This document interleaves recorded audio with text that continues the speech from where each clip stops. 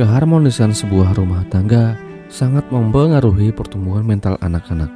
Anak-anak merupakan pencontoh yang ulung, maka tak terbayangkan jika hari-hari mereka hanya dihiasi oleh keributan yang terjadi yang dialami oleh kedua orang tuanya. Bahkan parahnya, jika keributan yang terjadi sudah mendekati kekerasan fisik, otomatis rekaman jejak buruk tersebut akan terekam selamanya di dalam alam bawah sadarnya. Kejadian memilukan semacam itu benar-benar terjadi. Ya, baru-baru ini. Tepatnya tanggal 24 Januari tahun 2024. Pagi itu suasana komplek perumahan Bumi Mondoroko, Singosari, Malang, Jawa Timur tampak biasa-biasa saja. Tetapi di sudut sebuah rumah terlihat seorang anak berjenis kelamin laki-laki, kira-kira usia 5 tahun, mencoba membuka pagar rumahnya dengan terburu-buru, dengan mukanya yang agak-agak panik gitu.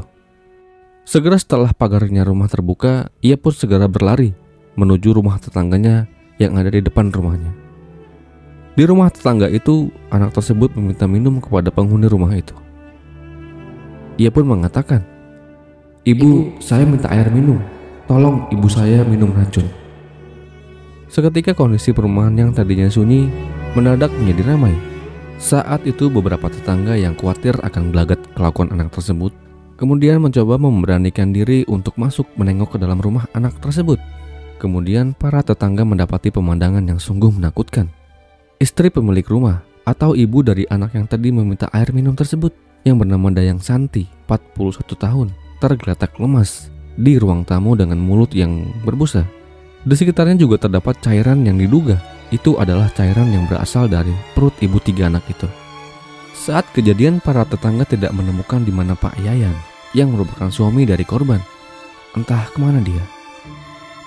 Para tetangga yang panik kemudian bergegas mencoba menolong korban dengan semampunya. Korban kemudian dibawa ke rumah sakit untuk mendapatkan pertolongan.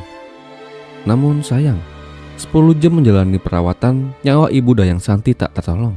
Ia akhirnya meninggal dunia karena cairan pembersih lantai yang tertelan olehnya cukup merusak organ tubuh bagian dalamnya. Sungguh sebuah peristiwa yang seharusnya tidak disaksikan oleh anak-anak di bawah umur. Lalu sebenarnya apa yang telah terjadi dengan ibu Dayang Santi? Apakah dia mencoba untuk mengakhiri hidupnya dengan meminum cairan pembersih lantai? Dan di mana posisi sang suami, Pak Yayan, saat kejadian itu terjadi? Untuk mengawali kisah ini, kita akan berkenalan dengan orang ini. Dia adalah Ditya Muksan Muhammad, 41 tahun, alias Pak Yayan. Pak Yayan merupakan suami dari ibu Dayang Santi. Dikatakan mereka sudah saling mengenal sejak mereka masih duduk di bangku sekolah. Sebelumnya Pak Yayan dan Bu Santi pernah sama-sama menikah dengan orang lain. Dari pernikahan sebelumnya, Pak Yayan memiliki 1 orang anak dan Bu Santi memiliki 2 orang anak. Setelah gagal dengan pernikahan masing-masing, akhirnya kemudian mereka menikah pada tahun 2015. Dikatakan pula Pak Yayan merupakan orang yang ramah terhadap tetangga. Ia kerap menyapa para tetangga yang ia jumpai. Namun perlakuan tersebut tidak ia lakukan terhadap sang istri, Ibu Santi. Ibu Santi kerap kali curhat kepada para tetangga bahwa sang suami sering main fisik. Ia kerap kali tak segan untuk berbuat kasar hingga memukul sang istri. Di samping itu pula, menurut keterangan para tetangga, pernah suatu waktu Bu Santi menerima ancaman akan dibunuh oleh suaminya itu. Curhatan miris Bu Santi terbukti setelah beberapa warga yang tinggal di sekitar rumah tinggalnya seringkali mendengar suara-suara gaduh yang berasal dari rumah yang mereka tinggali.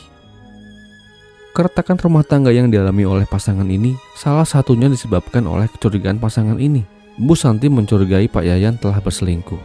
Sebaliknya, Pak Yayan mencurigai Bu Santi memiliki pria idaman lain.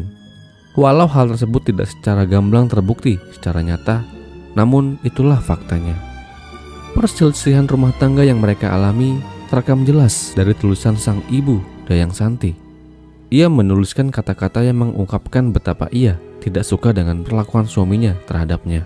Curhatan buku harian Bu Santi juga mengisyaratkan sebuah rasa benci yang mendalam terhadap suaminya itu.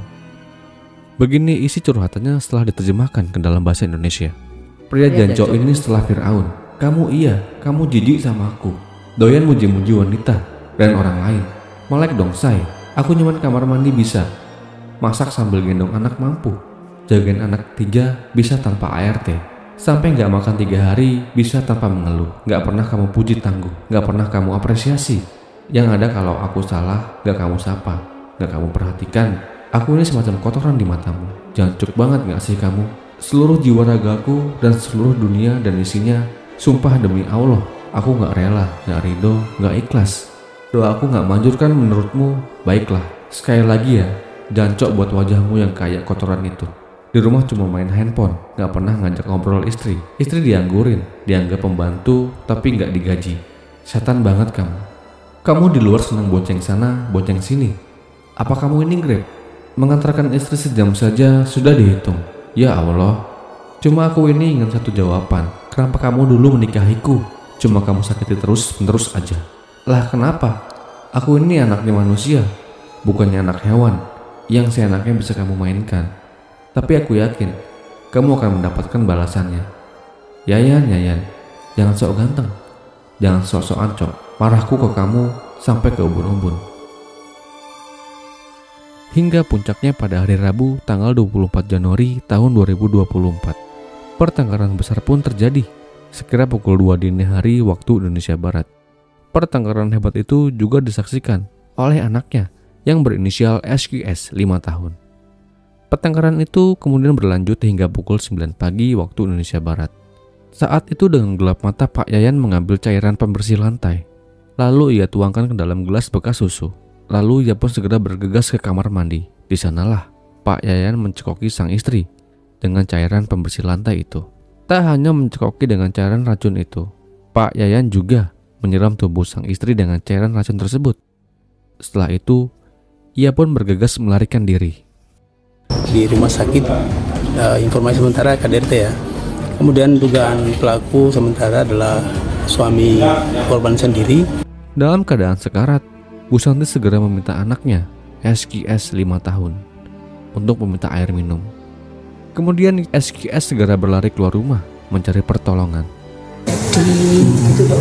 Bu Edi, Bude, saya minta air minum, gitu. Terus akhirnya Pak Adi, Bu Edi kesini terus ngajak saya tuh lihat kondisi sudah tergeletak. Dan akhirnya para tetangga mendapati Ibu Santi dalam kondisi yang sangat mengenaskan. Cairan perutnya tertumpah di lantai saat itu. Busa juga keluar dari mulutnya, yang menandakan bahwa racun tersebut telah merusak bagian tubuh dalamnya. Tak lama setelah mendapatkan perawatan, nyawa Ibu Santi tak tertolong. Polisi kemudian berdasarkan beberapa alat bukti berupa hasil visum rumah sakit, tulisan buku harian Ibu Santi, serta sisa cairan pembersih lantai, kemudian menetapkan Pak Yayan sang suami sebagai tersangka penghilangan nyawa istrinya sendiri. Pak Yayan diamankan di rumah orang tuanya, tak jauh dari lokasi kejadian.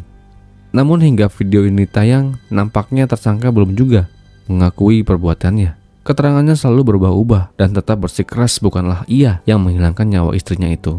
Pak Yayan dijerat dengan pasal 44 ayat 1 dan 3 Undang-Undang Nomor 23 Tahun 2004 tentang KDRT dengan hukuman 15 tahun penjara. Jadi itulah sekelumit kisruh rumah tangga yang berakhir dengan tragis. Lagi dan lagi, anak-anaklah yang menjadi korban sesungguhnya.